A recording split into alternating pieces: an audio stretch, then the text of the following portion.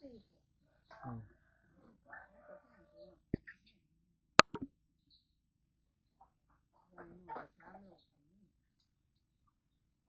ก็เฮ็ดกับเขาวนั่นแหล้วขายว่าสิมาขายมีคนเขาอันนั้นเขาเจ้านะเลือดมุ้งกองที่ใส่จานเนี้ยจาน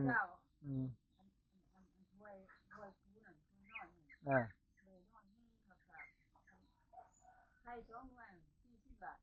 อืม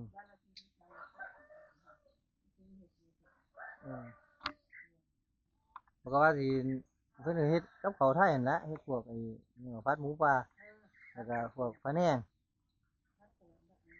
กับเขาวแล้วข้าวเจ้าเนาะอันสิข้าวเจ้าใส่กับอ้อมหอย